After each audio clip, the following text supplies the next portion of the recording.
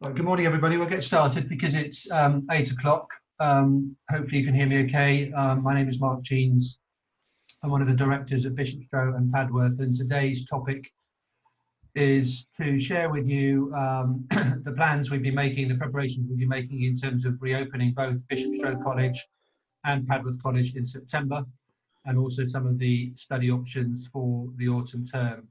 Many of you have joined webinars that have been hosted by Bishopstrow and Padworth during the summer on a variety of topics. For this particular topic, we felt it made sense to sort of present a united front as such, because the management teams of Bishopstrow and Padworth have been working closely together over the last few weeks and months to put in place the plans for reopening when schools return in September. And in most cases, the plans we're making, the preparations we're taking are the same across both colleges, in line with government regulations and the guidance from the Boarding Schools Association. Today's format will follow the format we've followed for most of our webinars. We'll have a presentation that will probably last up to half an hour. The presentation will be recorded, so if you or any colleagues or clients would like to hear the recording after today, we will make it available on our YouTube channels. We will have time at the end for questions and answers. I think the best way of facilitating that is, if you have questions, please put them through the chat function, and then we'll share the questions and discuss them accordingly. Okay, just a few introductions. You won't hear from everybody on this slide today, but just wanted to introduce a few people. Myself, Mark Jeans. Sarah Miles, our Head of Compliance and Operations, is joining the webinar today, although I'm not sure whether Sarah will actively participate. It may be if we have some technical questions, but Sarah oversees compliance across both colleges and has been working closely with Stuart and Lorraine, the two principals, on putting in place our risk assessments for COVID-19 and returning to school in September. Our intention is to share those risk assessments with incoming students, families of incoming students, ahead of September, and Sarah has been instrumental in putting those together. I've also included here Tessa and Claire, who are involved with working with our agents, both Bishopstrow and Padworth. But the main presentation today will be delivered by Stuart and Lorraine. I think they'll be doing a bit of a tag team because they've been working together with Sarah. If you have any questions on this topic after today, obviously feel free to reach out to any of us, but specifically Stuart and Lorraine. In terms of the agenda, what we'd like to take you through today, and then I'll hand you over to Lorraine and Stuart, is really provide a bit of context, in terms of Bishopstrow and Padworth in relation to the location of the two colleges and colleges' historic focus on pastoral care and working with international students. And then to take you through sort of 4 key steps. So planning, what steps have been taken prior to reopening, what have we been working on over the last several weeks and months. Before departure, what communications will we be sharing with parents, guardians and agents before the students return in September. Upon arrival, what arrangements will be in place for the start of term. We'll obviously be having different arrangements for the first day of term and the first few days, and in the case of weeks of term, which we'll share with you. And once the students are back at school, once school has started, what steps will be in place on an ongoing basis. So how will things be different once they've returned to their studies? And in this sort of 5th section, we'll also cover with you some of the study options. I can see there's a bit of background noise there. I'm just going to put a couple more people on mute. Okay. Right, so Stuart and Lorraine, I'm going to hand over to you to take us from here, if that's okay. Okay. Thank you, Mark. Lorraine, do you want to do the first one? Yes. Okay, so I'm sure as many of you know, Padworth College is on a beautiful 12-acre site at Padworth. Padworth is about 10 miles from Reading, and it's a 40-minute drive from Heathrow. And despite being so close to Heathrow, is in a beautiful rural setting. Bishopstrow a bit further away, about a 90-minute drive from Heathrow Airport, but like Padworth is in a very rural location. And of course, the significance of that for both colleges at the moment is it means that we've got lots of space, we've got lots of fresh air, and we know that that's significant in the context of protecting people from coronavirus. Could we have the next slide, please, Mark? One of the things that has concerned Lorraine and me from the outset is looking after the welfare of our students. In this situation, obviously, there are lots of things about which they will be worried, and we've been really working very hard to support them, whether on campus or off campus. And that's something that we've started right from the beginning when we knew that we were going to have to do things very differently. Lorraine, do you want to add any detail to that one? Yes, I mean, as Stuart said, the welfare of our students is absolutely paramount, and the joy for the two colleges is that we've been able to talk this through and think about very carefully how we can ensure that the mental health of our students is buoyant, and that we keep them busy and occupied, and hopefully that they don't go stir crazy in their time with us in these new times. Yes, we knew there were some challenges when we took them online, didn't we, Lorraine? And we were very concerned to look after their mental health and well-being there. And there are some slightly different challenges as they come back onto campus.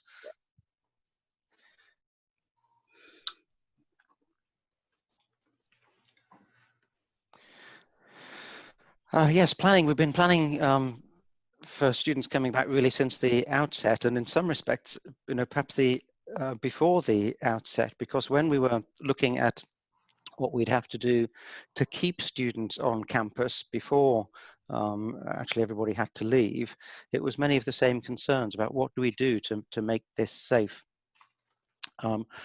Since then, organisations like the BSA with their COVID Safe Charter and the Safe Schools Initiative have outlined general important principles, and we've signed up to those enthusiastically because we recognise them completely.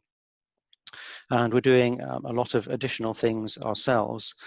And this slide identifies some of the things that are in place in order to follow things like the COVID Safe Charter and beyond.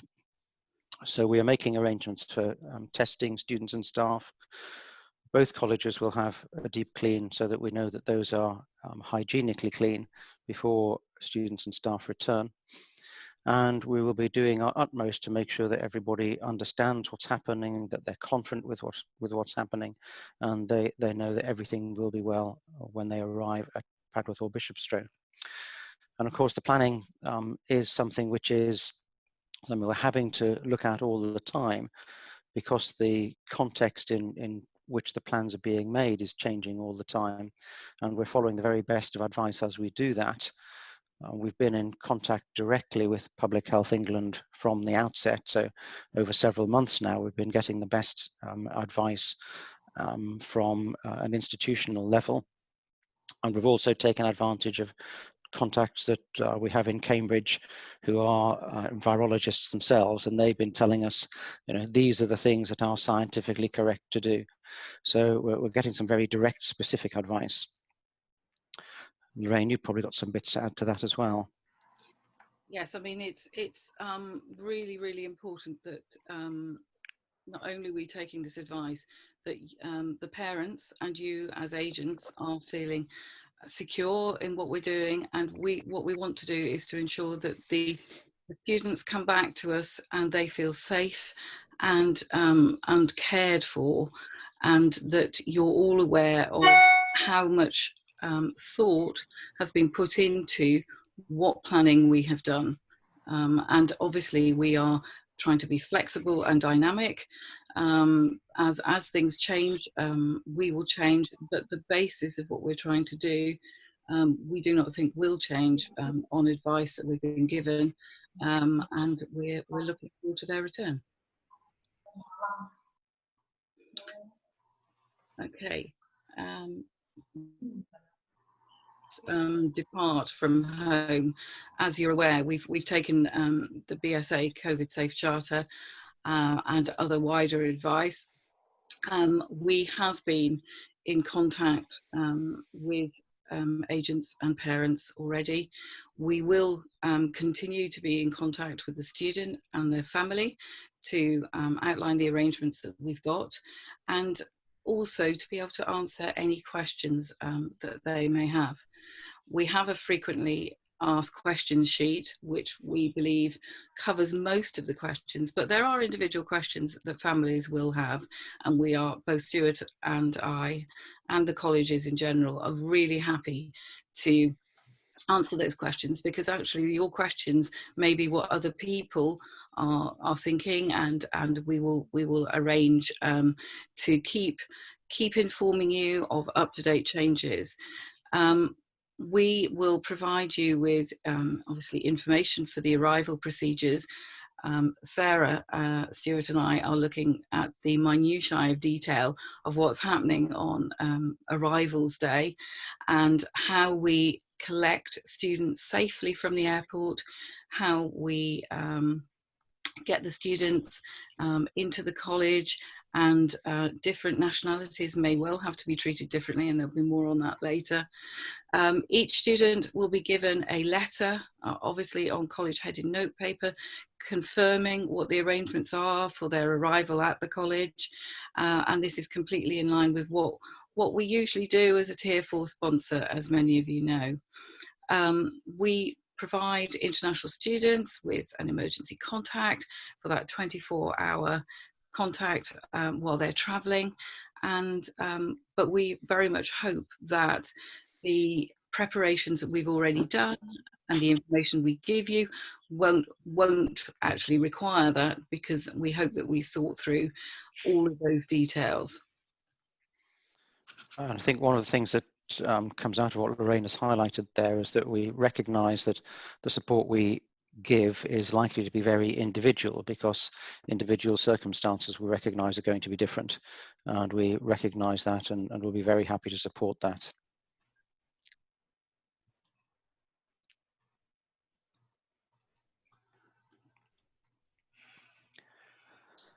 When students arrive, we will make sure that they're very well looked after. We'll make sure that they know who is collecting them, so that they're confident and secure in that when they arrive. At either college, when they arrive, we're making arrangements for them to be tested, and we're making very careful plans around the requirements for quarantine. This is a very significant demand on any school in order to do quarantine properly, and we're planning in great detail how we do that. Sarah is being a great support to Lorraine and me in making sure that we understand exactly what we have to do and how we're going to do that. And we're very aware, you know, as this presentation started, we said it's actually making sure that the mental well-being, as well as the physical health of our students, is properly supported. And we know that when they're going through quarantine, actually we've got to look after them very well indeed to make sure that they are happy and relaxed, even though they're going through the difficulties of quarantine. So we'll be making sure that they're looked after by people whom they know, that they'll see plenty of people, that they will be engaged fully in learning while they're doing that. So they might have been learning online in the months before they come back to school, but they will continue learning a little online while they're back with us. We'll make sure that even if they're quarantined and isolated, they're able to engage with their friends who are back in class. Lorraine, is there anything else to add on that? Well, no, that's really important, that our students know that they are very much part of either the Bishopstrow or Padworth community. They will be able to interact online with their friends. We will be giving them exercise even if they're in quarantine, but it will be for them personally, but we do not in any way envisage that they will be in a cell-like situation. However, everybody will be kept safe.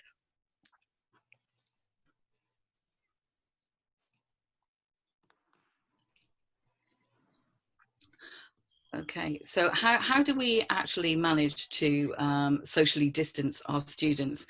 What we are currently finalising are staggered break and meal times. We are looking at how we can still do weekend activities, however, in a very different way to perhaps how we've done this before. They will focus very much on local trips. We will be avoiding highly populated urban areas. There will be lots of fresh air, and there will be fixed numbers of students that go out at any one time with the staff. We will be doing socializing within the college, but most of our travel and experience will be within the local area. Unfortunately, visitors to the colleges will have to be restricted. We have to, once we're in what is now known as our bubble, we will have to ensure that that bubble stays safe. And so visiting to the colleges will definitely have to be restricted. Some of our classes, as much as possible, weather permitting, remembering that we are in the UK, will be delivered outside in September. We want to make the most of the fantastic environment that both colleges have got. But obviously we will be affected very much by what happens in terms of the weather. But let's hope for a glorious autumn.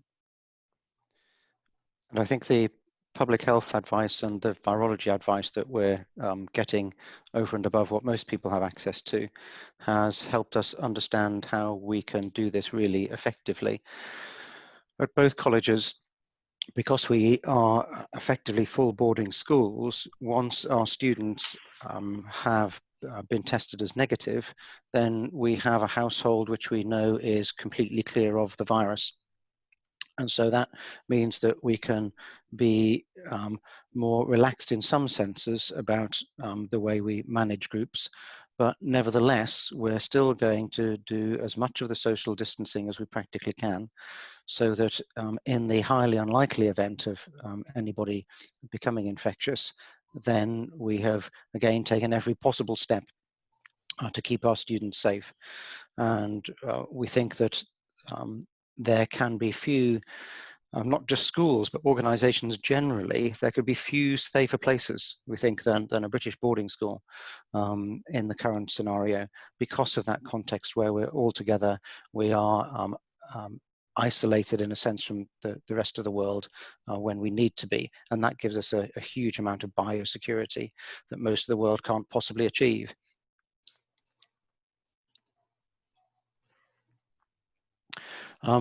Some of the practicalities, we're going to make sure that things are as hygienic as possible. We're looking at the wearing of masks or visors, something that we're going to require everybody to do, and make sure that these are our full coverings.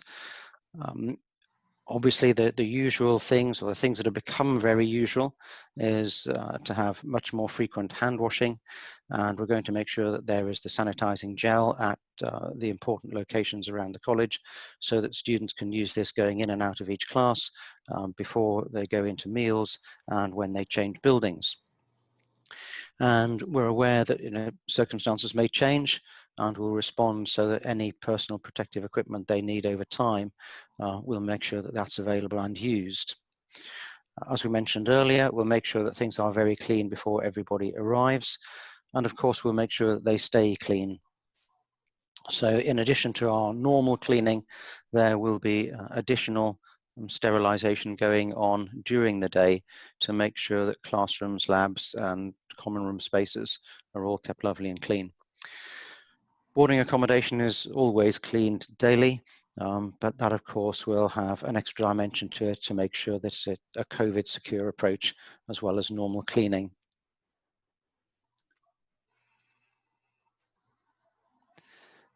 Anything additional for that, Lorraine? No, I think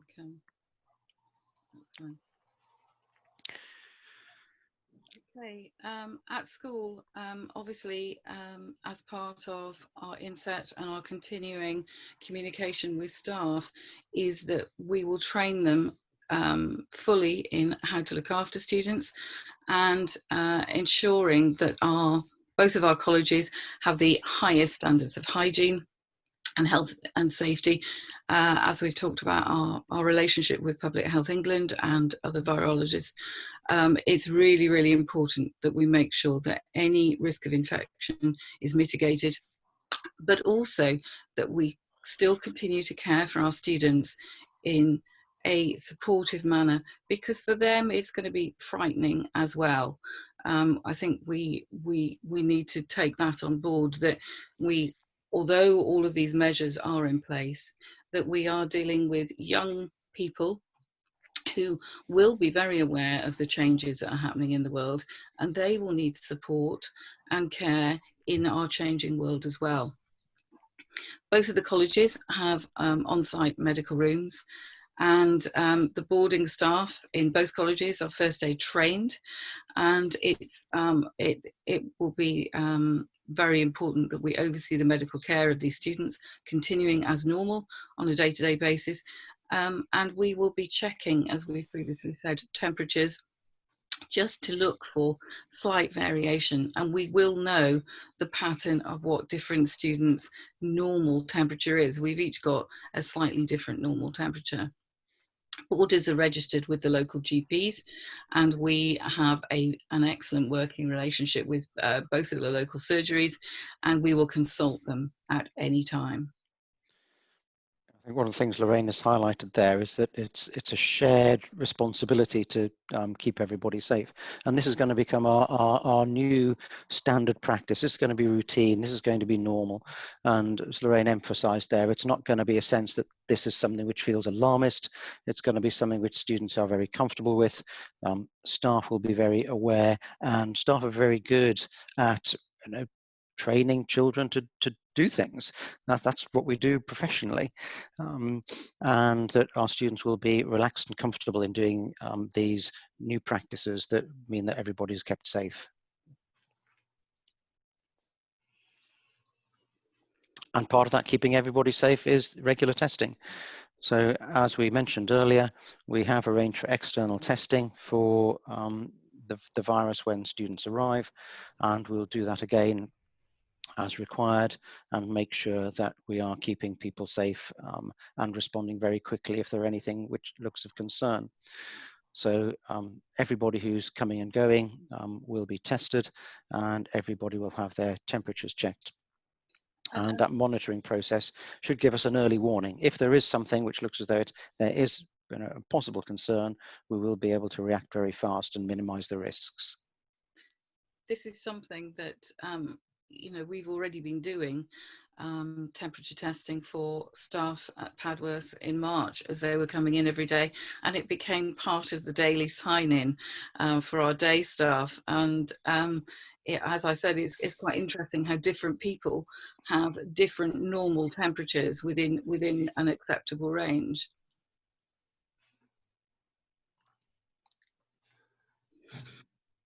Okay, as I'm sure all of you know, there are no half terms or exeats at Bishopstrow, and there have not been exeat weekends at Padworth. However, this autumn term, we will also not be closing to boarders at half term. So the college will be open at half term to boarders who wish to stay. We feel that that is really sensible, so that they feel safe. We will arrange a wide number of activities for them and use the local area, but we do not want to put undue stress onto students by making them leave the college. If they feel happy and safe at the college and wish to stay there for that week, that's absolutely fine. Yeah, I'm sure that option to stay over half term will be really popular, Lorraine. Yeah. At Bishopstrow, there are two models that we expect to be running during term one. In the middle column there, the traditional campus-based provision, students coming back for the start of our term 1 as normal on Monday the 21st of September and attending classes as normal. But we recognise that some students may not be able to arrive on the 21st of September, whether that's because of difficulties getting flights, delays in getting visas, all sorts of possibilities. And we want to respond in as supportive and flexible a way as we can to that circumstance. So we're going to continue running Bishopstrow online. So students who need to can continue to have the online lessons. They will be virtually in class with their other students between 9 and 1 in our normal timetable. And the lessons that they, if it's very late in the day, by the time we get to 1 o'clock UK time, then we're recording the additional classes. So those students can watch them the following day, as it were, sort of in an early class for them prior to starting the normal synchronous classes with students who are on campus. The Bishopstrow Online model, of course, will also be one of those things which operates for students who are on campus but in quarantine for a period. So we have, if you like, sort of 3 possible groups. There'll be those on campus who are in the classroom, those on campus who are doing Bishopstrow Online for a short period, and those who are at home doing Bishopstrow Online until they can come and join us. Thank you, Mark. At Padworth, we are operating on 4 particular options. We would love to see all of our students back with us on Wednesday the 2nd of September, ready for classes on Thursday the 3rd of September. However, we recognise, like Bishopstrow, that there may be problems with perhaps visas or flights, and so we are offering 3 other options for what students can do so that they can come and join us and study with us.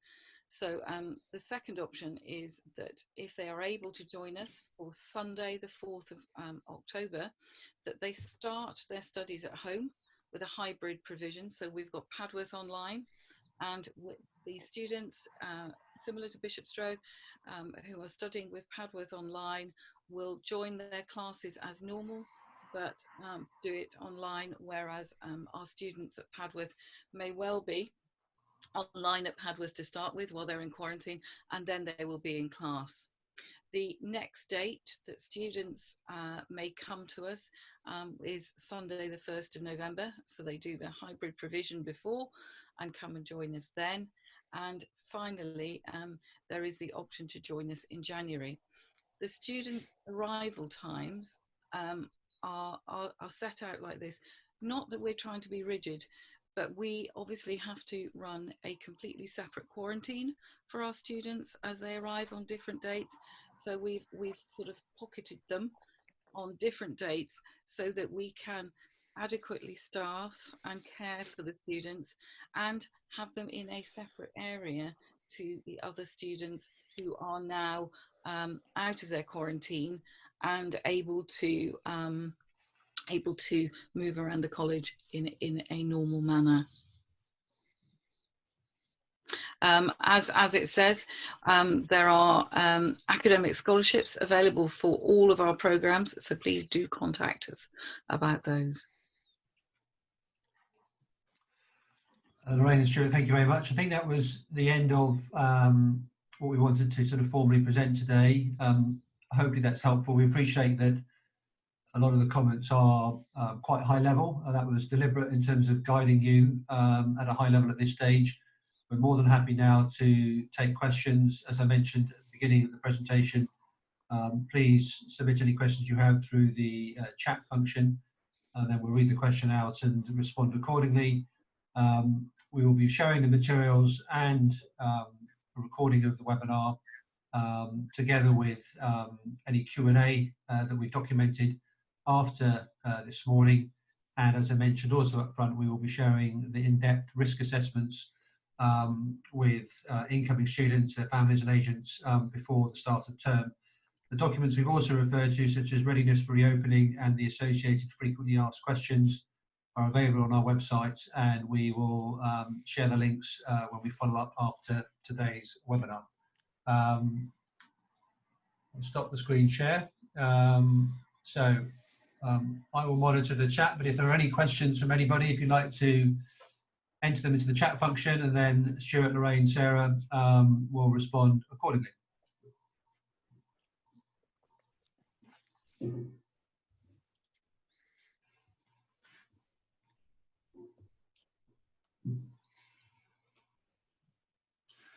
Well, I'm going to start with one.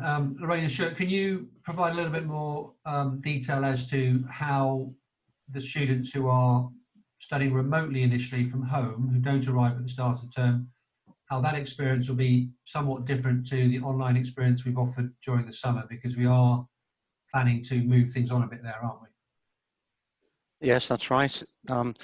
The classes that take place in September will be different because rather than everybody being a virtual student, some of the students will be physically present in the classroom. So we are at the moment setting up the technology that we need in order to deliver that effectively, so that a teacher will have a number of students physically in front of them in their classroom whom they'll be teaching directly, and they will have camera and video and microphone, sorry, and speakers, so that the students who are not physically present are there visible to the teacher on a screen. So the teacher is seeing the online students in the same glance as they look at the physically present students, and the cameras are going to be set up so that the students who are not in the classroom can see the board. They're looking at the class in just the same way as they were sitting at a seat. So it's a hybrid model rather than a completely online one or a completely classroom based one. I think for science students in particular, this new hybrid will enable their experiments and general practicals within the class to be that much more realistic than perhaps watching a video. I know some of the lessons have taken place in the lab, but with the students remotely watching. But at least seeing your classmates do things, you're going to be identifying perhaps some of the areas where you can improve, some of the glitches that happen, and it's hopefully going to be a much more fun and interactive class. Thank you. Another question from me to you both. What will be this situation if a student returns to school, everything's fine, they've started their classes, and then they say they've got a temperature and perhaps a cough, and therefore there's a suspected case of COVID there? How will we manage that situation? Well, we're adopting an ultra cautious approach. And the official line is that until somebody has been tested positive, you don't need to do anything terribly different. We're going to regard a possible infection as being one. And so if there is a raised temperature, then that student will be moved to an individual isolation. And those students who have been in close contact will also be temporarily isolated until we get the results of the test. So if the individual that has a raised temperature, for example, does prove to be tested positively, then we have all the arrangements in place for them to be appropriately isolated, appropriately cared for, supported, continue to be taught, provided that they're well enough, and to be carefully looked after if they're not. Those who are contacts of that infected person, then they too will be moved into isolation, and they will be carefully monitored. They will continue to be taught, they will continue to be supported, and we will follow that process through, monitoring everybody very carefully, and then making sure that everything runs smoothly until those individuals and the institution comes out of the other end, and we're able to be back to normal. So it's very carefully structured. We've taken a lot of advice about that, and we believe that we'll be following the best practice all the way through. I think it's the same at Padworth, isn't it, Lorraine? Exactly the same at Padworth. Yeah. Thank you. I'm going to ask another question until we have some questions from the audience as such. Can we provide a little bit more clarity as to how members of staff that aren't residential, i.e., not residing on campus, will be managed, given that they'll be coming to and from the college on a daily basis? Yes. I'm happy to start with this. Staff who are non-residential will obviously have to distance themselves from students at the sort of 2 metre that is the current distance away from one another, and they will be coming into the college. They will be changing into what will then be their work clothes. What we want to do is to try and reduce the contamination, or potential contamination, should I say, and they will unfortunately have to distance themselves at meal times and events like assemblies, so that our students remain in their bubble of safety, and there is less contact than would be normal, but it protects both the day staff and the students. Yes, I think there are 2 levels of approach to that. The advice we've received from the virologists in Cambridge is that we should actually look at risk profiling of every member of staff, because even things like the way they come to college, whether they drive themselves, whether they come by public transport, all sorts of factors affect whether the level of risk that they represent. And so we will be able to identify those who are more likely to be risky, and we may test them more frequently in order to, provide a higher level of reassurance. But the approach that we're taking in terms of limiting the risk of transmission is really, as Lorraine outlined, to treat everybody as though they're maximum potential risk, and do the things that you would probably only normally do if you were operating something like a care home with very vulnerable people there. And this process of providing a sort of hygienically clean break. People come in and we think that they're hygienically clean, but actually we're asking them to change clothes, leave those at the door, put on the clothes that will never leave the campus and that are laundered on site and so on, so that we're doing really what some people might regard as excessive care, but we don't regard it as excessive. We just regard it as things that we can do, and so we will do that. Thank you. There's a question that's come in about technology, given that we will be teaching the hybrid provision, or expect to be, given that we don't think all of the students will be with us on campus from the start of term. So will students have to bring a laptop, or will an iPad be sufficient? And will the college provide any equipment if required, either during the compulsory quarantine period or indeed when they're attending their normal classes on campus? I think it would be fair to say that laptops actually function better in the online classroom than an iPad. That's what we've learned with Padworth Online. However, it is possible to do it on an iPad, but the preferred probably would be a laptop. The colleges would obviously try and do everything to support students, but most students, we believe, have a very good laptop. Certainly at Padworth, with slightly older students and the amount of games and things they like to play, we're very aware that they have laptops that are very functional for this. iPads are probably better for doing, if you're learning online, for watching the videos and then looking at PowerPoints and then working separately on your laptop. Would you agree, Stuart?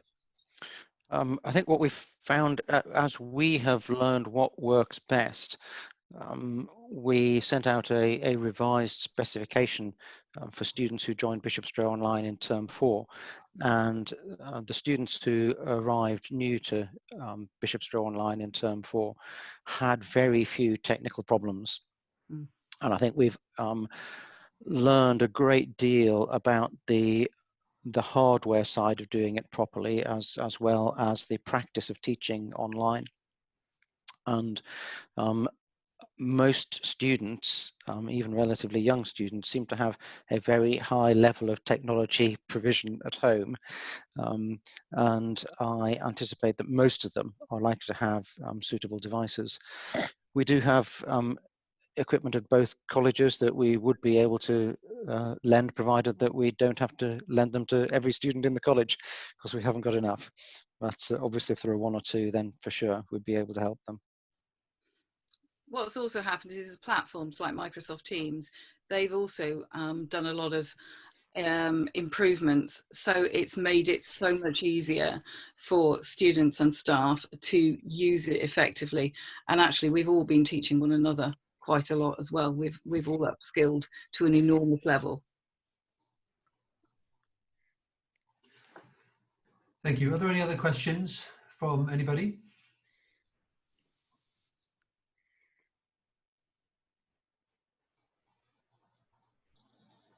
No? Good. Well, hopefully this was a helpful discussion.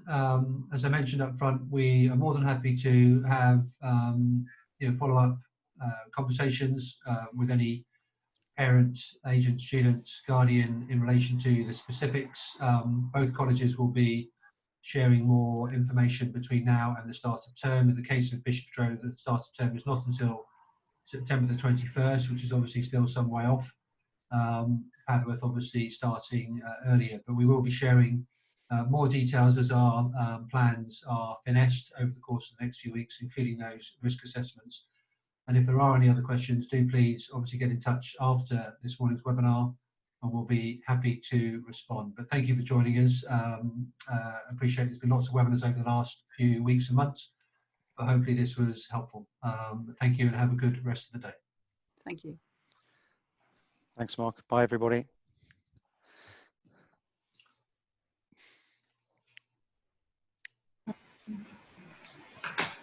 Allora,